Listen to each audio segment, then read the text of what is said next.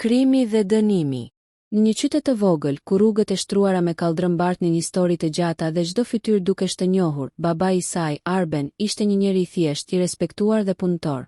Ai kishte një familje të vogël, një grua të kujdesshme dhe një vajzë të vogël që sapo kishte filluar të zbulonte botën përreth saj. Arbeni nuk kishte asgjë përveç ndershmërisë së tij dhe përkushtimit për familjen. Dhe kjo ishte arsyeja pse të gjithë që e njihnin nuk mund të kuptonin kurrë se si një njeri si ai mund të përfundonte në qelitë e burgut për një krim që nuk e kishte kryer.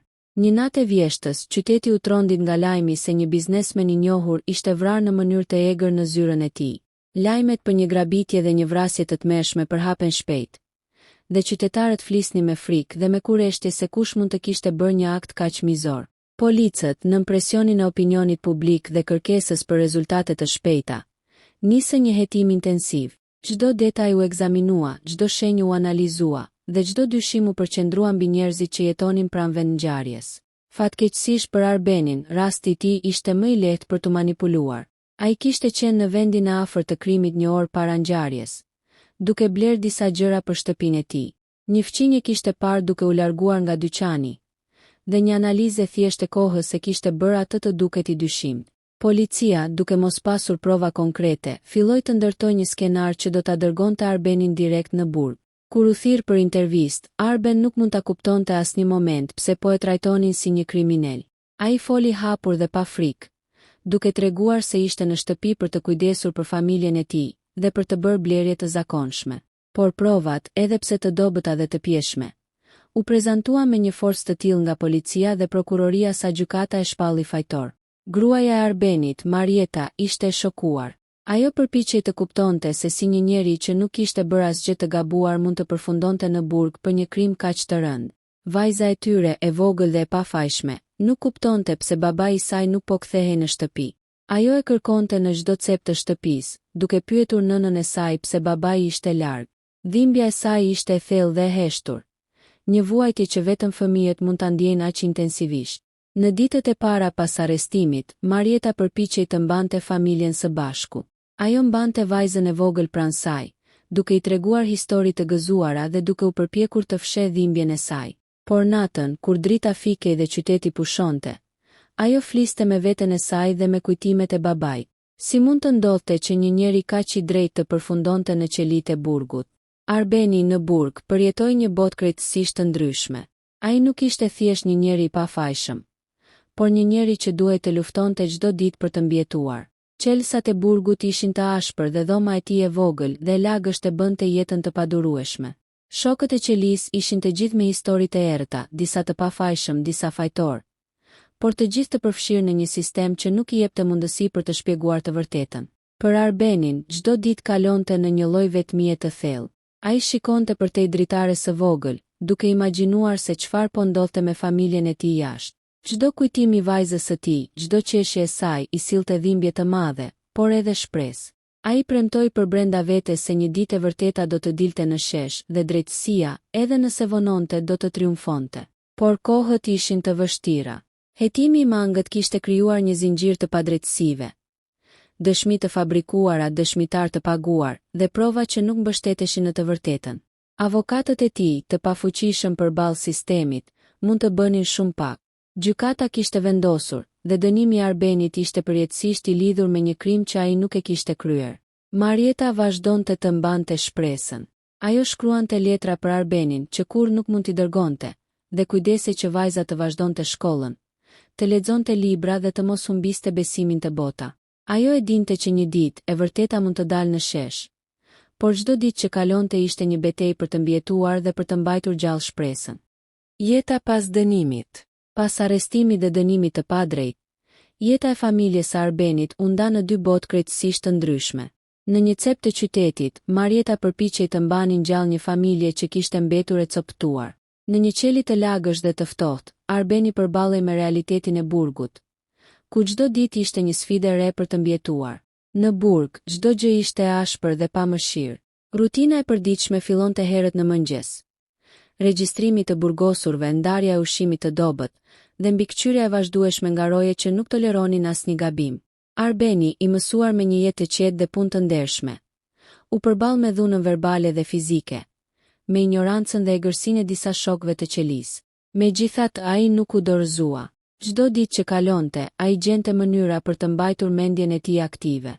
Lexonte libra që ia sillnin her pas here, shkruante kujtime dhe letra për familjen, dhe zhvillonte një disiplinë të brendshme që e ndihmonte të mos humbiste shpresën. Ai e dinte që një ditë e vërteta mund të dalë në dritë, dhe kjo e mbante të fortë përballë çdo sfide.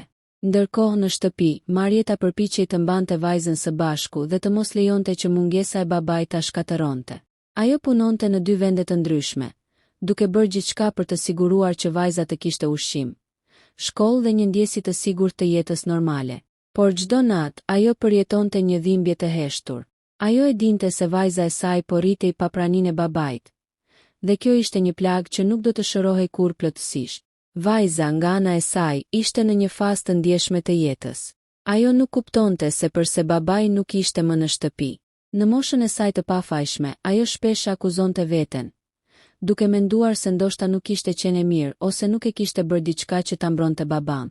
Dhimbja e saj ishte e thellë, por ajo gjithashtu fillonte të formonte një karakter të fortë, të vendosur që nuk do të lejonte padrejtësinë të fitonte.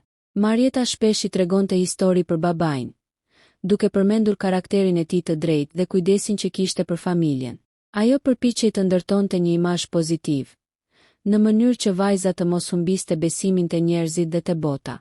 Por çdo herë që kujtonte momentin e arrestimit, një val dëshpërimi e mbyste. Ajo nuk mund ta kuptonte se si një njeri kaq i ndershëm mund të ishte bërë viktime e padrejtësisë. Në burg, Arbeni krijoi lidhje të pazakonta. Ai mësoi të dalloj shokët e vërtet nga ata të rrem, dhe ndërtimi i një rrjeti mbështetjeje brenda qelisë ishte qelësi për mbijetesën. Ai ndihmonte të burgosurit e tjerë kur mundte, dhe kjo e bëri atë të respektuar brenda komunitetit të burgut. Por gjithmonë, brenda vetes, ai mbante dhimbjen e ndarjes nga familja dhe shpresën që një ditë do të mund të kthehej në shtëpi. Një nga aspektet më të vështira për të ishte humbja e kontrollit mbi jetën e tij. Çdo gjë në burg kontrollohej nga të tjerët. Ushqimi, rutina, vizitat, lëvizjet. Ai nuk mund të merrte vendime për familjen, nuk mund të ndihmonte në edukimin e vajzës së tij, dhe nuk mund të mbante kontakt të rregullt me Marietën. Kjo mungesë kontrolli e bënte jetën e tij më të vështirë se çdo gjë tjetër. Për Marietën dhe vajzën, çdo ditë ishte një betejë për të ruajtur shpresën. Ato i kishin vetëm njëri tjetrit për të mbështetur. Kur vajza kishte frikë ose nuk kuptonte situatën, Marieta shpjegonte gjërat në mënyrë të thjeshtë dhe të dashur. Kur vajza ndjeu mungesën e babait në momente të rëndësishme të jetës, Marieta gjeti mënyra për ta zëvendësuar këtë boshllëk. Në këtë periudhë, Arbeni shpesh imagjinonte vajzën e tij si një vajzë të fortë dhe të zgjuar, dhe kjo vizion e ndihmonte të mbjetonte.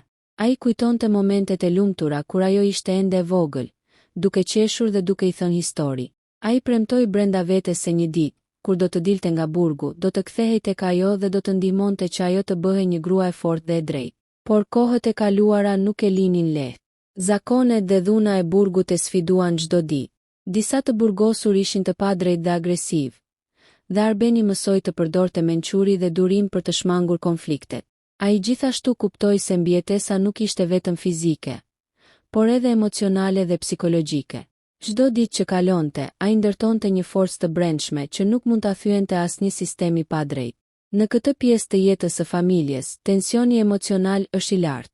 Arbeni përballet me një realitet të dhimbshëm.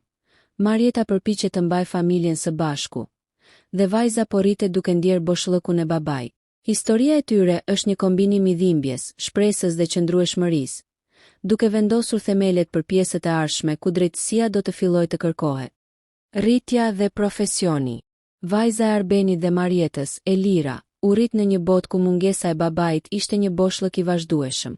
Megjithatë, ajo nuk humbi kurajën, që nga fëmijëria e hershme, ajo filloi të kuptoj konceptin e padrejtësisë dhe të drejtësisë, pa e ditur ende se një ditë do të përballeshim me të në mënyrë personale. Kujtimet e saj më të hershme për babain ishin të përziera, qeshje të ngrohta, përqafime të dashura dhe mungesën e tij të dhimbshme që mbushte çdo moment të jetës së saj. Në shkollë, Elira ishte e zellshme dhe e fokusuar. Ajo dinte të përqendrohej tek mësimet, duke u përpjekur të bëhej më e fortë dhe më e pavarur, për të kompensuar mungesën e prindit të saj. Mësuesit e vlerësonin për inteligjencën dhe vendosmërinë e saj, ndërsa bashkëmoshatarët shpesh e shikonin si një vajzë të qetë dhe të rezervuar, por me një forcë të brendshme të dukshme. Marieta ndërkohë i mësonte Elirës vlera të rëndësishme: ndershmëri, kurajo dhe përgjegjësi. Ajo inkurajonte vajzën që të mos pranonin padrejtësinë dhe të mos dorëzohej para sfidave. Bota nuk është gjithmonë e drejtë, i thoshte ajo, por ti mund të bësh dallimin duke qëndruar gjithmonë e drejtë dhe e fortë. Këtë fjalë u bën një udhërfyes për Elirën, duke e ndihmuar të ndërtonte një karakter të palëkundur. Gjatë adoleshencës, ndjenja e padrejtësisë ndaj babait u bë një forcë motivuese. Ajo filloi të lexonte libra mbi ligjin, historinë e drejtësisë dhe rastet e mëdha të padrejtësive që kishin ndodhur në botë. Çdo histori e lexuar i shtonte një vendosmëri më të madhe. Ajo donte të kuptonte ligjin jo thjesht si teori, por si një mjet për të rivendosur drejtësinë. Kur erdhi koha për universitetin, Elira vendosi të studiojë jurisprudencë. Ajo punoi shumë për të fituar pranimin në fakultetin më të mirë të ligjit në vend. Studimet nuk ishin të lehta. Orët e gjata të leximit, analizat e rasteve dhe shkrimet e vazhdueshme ishin një sfidë e vërtetë. Por ajo kishte diçka që shumë të tjerë nuk e kishin. Një motivim të thellë, të lindur nga dhimbja dhe nga nevoja për të kuptuar se çfarë mund të ndodhte kur drejtësia dështon. Gjatë viteve të fakultetit, Elira u shua jo vetëm për njohuritë e saj, por edhe për ndershmërinë dhe drejtësinë që tregonte ndaj bashkëstudentëve dhe profesorëve. Ajo nuk pranonte kompromis për parimet e saj, dhe kjo e bëri të dallonte mes të tjerëve. Profesorët shpesh e përshkruanin si një studente me vizion dhe ndjenjë të fortë të përgjegjësisë, ndërsa bashkëstudentët e shihnin si një shembull frymëzues. Pas diplomimit, Elira nisi karrierën e saj në prokurori. Fillimisht si ndihmëse, ajo mësoi çdo aspekt të sistemit ligjor. Nga hetimet, mbledhja e provave, intervistat me dëshmitarët, deri te procedurat gjyqësore. Ajo u përfshi me vendosmëri në raste që shfaqnin padrejtësi dhe abuzim të ligjit, duke përdorur çdo rast si mundësi për të fituar përvojë dhe për të bërë ndryshimin e vogël që mundte. Me kohën, Elira u ngjit në pozicionin e prokurores së plot. Ajo tashmë kishte autoritet për të zgjedhur raste që do të hetonte dhe kishte mundësinë të rihapte çështje të vjetra kur provat nuk kishin qenë të plota ose hetimi ishte i mangët.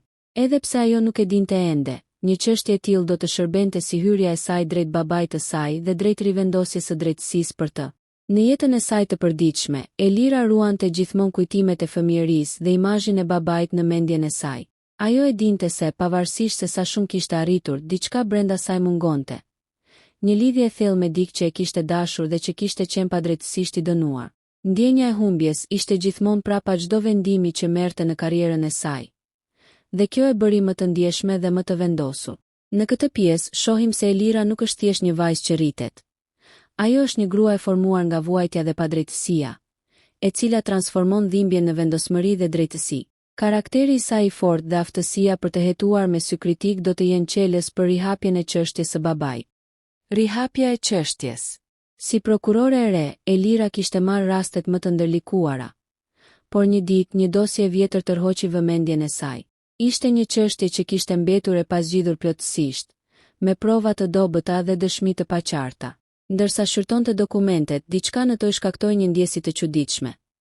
Mënyra se si hetimi i parë ishte zhvilluar duke e papërgjegjshme dhe shterpe, dhe kishte mjaft gabime që nuk mund të ishin aksidentale. Elira filloi të kthehej pas çdo dokumenti. Raportet e policisë, dëshmitë e marrë gjatë hetimit dhe deklaratat e dëshmitarëve. Sa më shumë që lexonte, aq më shumë kuptonte se hetimi origjinal kishte pasur shumë mangësi. Disa dëshmitar kishin ndryshuar versionin e tyre të ngjarjes, dhe disa prova kryesore kishin humbur ose ishin keq interpretuar. Ishte një punë delikate, por për profesionalizmin e saj, ajo e pranoi sfidën. Ajo nisi të bisedonte me hetuesit e asaj kohe dhe të intervistonte dëshmitarët e gjallë. Shumë prej tyre kishin frikë, disa tregonin ngjarje të përziera, dhe disa nuk kujtonin detaje të rëndësishme. Por Elira kishte një intuit të fortë dhe një ndjenjë të jashtëzakonshme për të dalluar faktet nga trillimet. Çdo informacion i ri që merrte afronte më shumë drejt së vërtetës, edhe pse rruga ishte mbushur me pengesa. Në çdo takim me prokurorët e tjerë dhe zyrtarët e policisë, ajo ndjeu rezistencën e tyre. Shumë nuk donin të rihapnin raste të vjetra, veçanërisht një rast kaq të ndjeshëm që mund të ekspozonte gabime të mëdha në sistemin ligjor. Por Elira nuk e lejoi këtë rezistencë ta ndalte. Përkundrazi e shihte si një sfidë për të treguar vendosmërinë e saj. Ajo vizitoi vendin ku kishte ndodhur krimi, duke u përpjekur të kuptonte çdo detaj dhe çdo mundësi të humbur gjatë hetimit fillestar. Çdo centimetër i zyrës së vrasjes, çdo shenjë e harruar, mund të ishte qelësi për të zbuluar të vërtetën. Elira ndjeu një ndjenjë të çuditshme, një lidhje intuitive me rastin, por ende nuk e dinte se ky rast kishte të bënte drejt për drejt me babain e saj. Gjatë hetimeve të saj, ajo u përball me personazhe që kishin marrë pjesë në procesin gjyqësor të 25 viteve më parë. Avokat, policë dhe dëshmitar. Disa ishin të gatshëm të flisnin, disa tjerët kishin harruar detajet. Por çdo informacion i rindihmonte Elirën të rindërtonte historinë e ngjarjes. Çdo gjurmë e gjetur e shtonte tensionin dhe intrigën. Diçka brenda saj e thoshte se kjo çështje nuk ishte e zakonshme. Pas disa javësh hetime të kujdesshme, një detaj i vogël, një deklaratë e harruar nga një fqinj, krijoi një lidhje të pazakontë me Arbenin. Por Elira ende nuk e kuptonte se viktima e padrejtësisë ishte babai i saj. Ajo vazhdoi të punonte me qetësi dhe përqendrim, duke u përpjekur të rikrijonte rrjedhën e ngjarjes dhe të zbuste çdo dyshim të pakuptim që kishte çuar në dënimin e gabuar. Ndërkohë emocionet e saj ishin të përziera. Një ndjenjë e fshehtë e paqartë fillonte të ngrihej brenda saj. Një ndjesje e njohur për padrejtësinë dhe dhimbjen e humbjes. Sa më shumë që shikonte provat dhe dëshmit, aq më shumë kuptonte se diçka nuk ishte e drejtë. Ajo nuk e dinte se po afrohej ngadalë drejt një të vërtete që do ta trondiste jetën e saj dhe do të ndryshonte gjithçka që kishte njohur deri tani. Në këtë moment historia hyn në një fazë kritike. Elira është gati të zbulojë prova të reja dhe të përballet me të shkuarën e errët, por ende nuk e di se babai i saj është në qendër të kësaj padrejtësie. Tensioni rritet dhe lexuesi ndihet i tërhequr nga misteri i së vërtetës që po afron. Zbulimi i të vërtetës. Pas muajsh hetimesh të kujdesshme dhe analiza të panumërta të provave, Elira filloi të kuptojë se çështja që kishte rihapur nuk ishte thjesht një rast tjetër i padrejtësisë në sistem. Çdo provë që dilte në dritë tregonte një strukturë të gabuar, manipulim të dëshmitarëve dhe një hetim të pamjaftueshëm nga fillimi.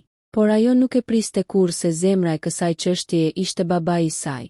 Gjatë një dite të zakonshme hetimi, një dosje vjetër e fshehur në arkivin e gjykatës tërhoqi vëmendjen e saj. Ajo përmbante dokumente që nuk kishin arritur kurrë në dosjen kryesore.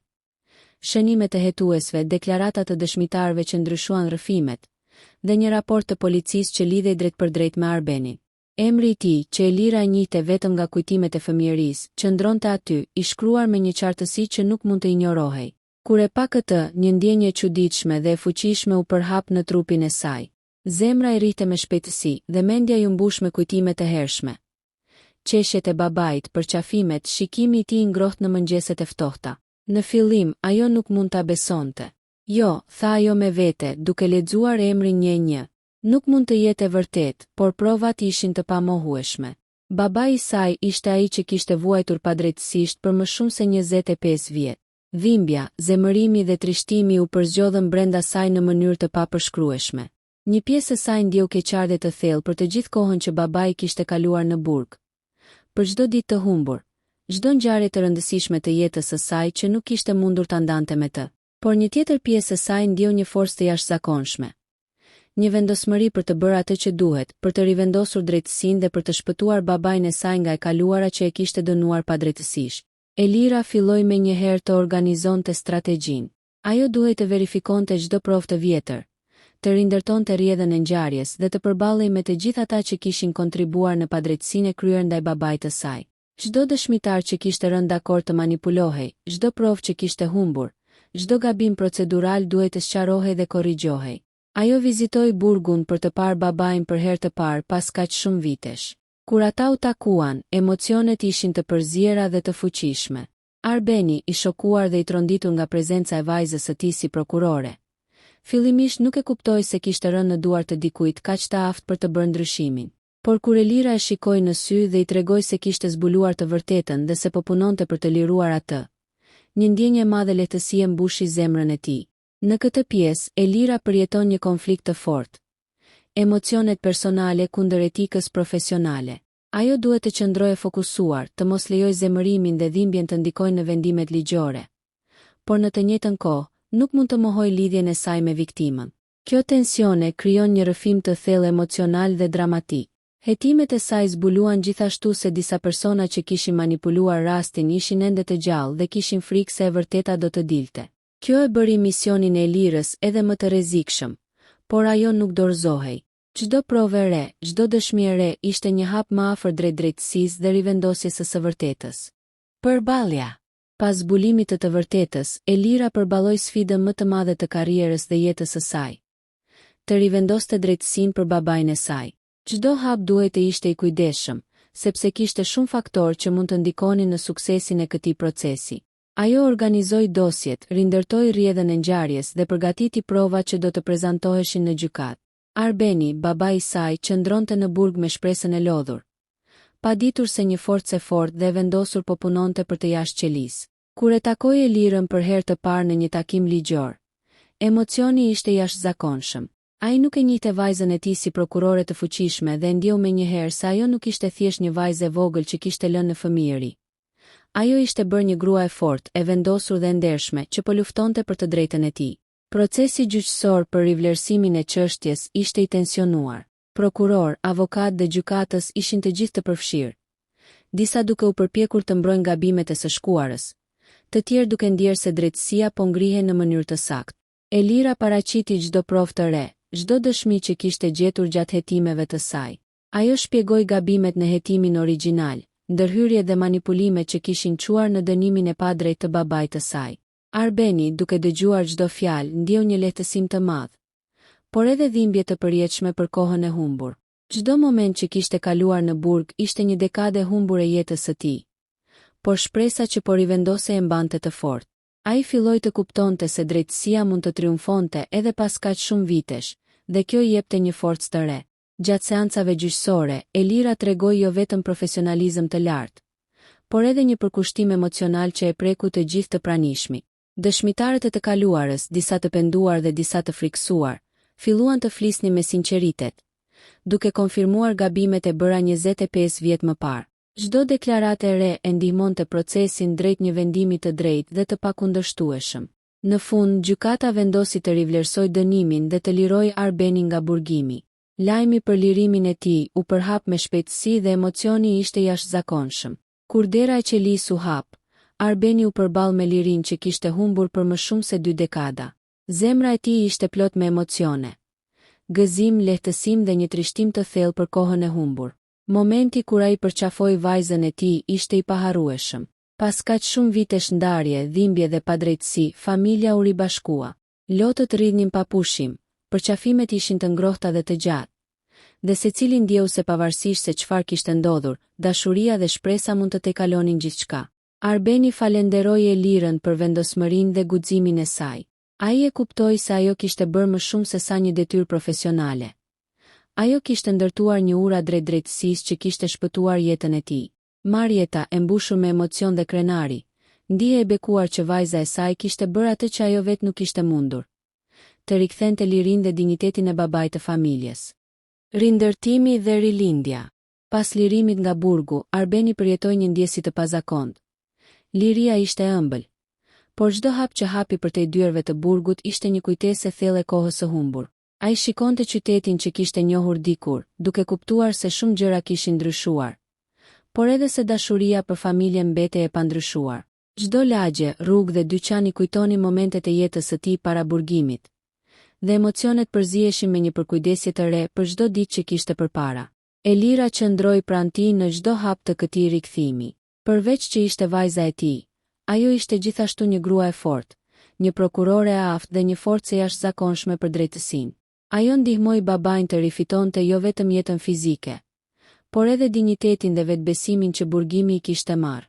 Çdo diskutim ligjor, çdo përpjekje për të rikthyer pronat dhe të drejtat e Arbenit, u bë një hap drejt rindërtimit të një të ardhmeje normale.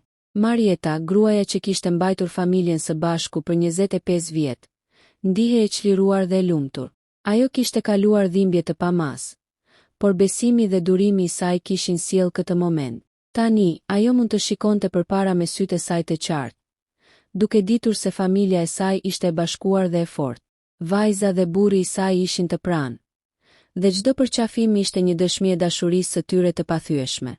Në ditët që pasuan, familja filloi të rindërtonte jetën e tyre. Arbeni u përqendrua te ajo që kishte humbur. Marrëdhëniet e humbura me vajzën, momentet e rëndësishme të saj gjatë fëmijërisë që nuk kishte mundur t'i përjetonte, dhe të ardhmen që donte të ndante me ta. Ai u angazhua të ishte i pranishëm, i dashur dhe mbështetës, duke krijuar një marrëdhënie më të fortë dhe më të afërt se kur më parë. Elira nga ana e saj ndihej e realizuar. Përtej suksesit profesional, ajo kishte kryer misionin më të rëndësishëm të jetës së saj. Kishte rivendosur drejtësinë për babain dhe kishte shpëtuar një familje nga dhimbja e padrejtësisë. Përvojat e saj e kishin formuar si njeri, dhe ajo tani kuptonte fuqinë e vendosmërisë, guximit dhe dashurisë që mund të triumfonte mbi çdo sfidë. Familja nuk harroi gjithashtu sfidat e së shkuarës. Çdo ditë ishte një mundësi për të përmirësuar marrëdhëniet e tyre dhe për të ndërtuar kujtime të reja. Ata nisën projekte të përbashkëta, udhëtime të vogla dhe aktivitete që i bashkonin, duke shijuar çdo moment të lirë dhe çdo bisedë të thjeshtë, duke kuptuar se çdo gjë kishte vlerë pas vuajtjeve të gjatë. Në qytet, historia e tyre u bë një shembull frymëzues. Miq dhe fëmijët shikonin me respekt dhe admirim rikthimin e Arbenit dhe vendosmërinë e Elirës. Ajo që ishte nisur si një padrejtësi e thellë u kthye në një tregim mbi shpresën, vendosmërinë dhe fuqinë e drejtësisë. Në mbyllje, lexuesi ndihet i mbushur me shpresë. Historia e familjes së Arbenit tregon se edhe pas më shumë se 2 dekadash padrejtësi, dashuria, vendosmëria dhe drejtësia mund të triumfojnë. Çdo sfidë mund të kapërcehet, dhe çdo padrejtësi mund të korrigjohet nëse ka kurajo dhe guxim për të ndjekur të vërtetën. Familja u rilind dhe për herë të parë pas shumë vitesh, ata ndjen se jeta mund të ishte e plot, e lumtur dhe e drejtë. Dashuria dhe besimi i tyre u forcuan më shumë se kurrë, dhe secili moment i ardhshëm u bë një dëshmi se drejtësia, edhe nëse vonohet, gjithmonë triumfon.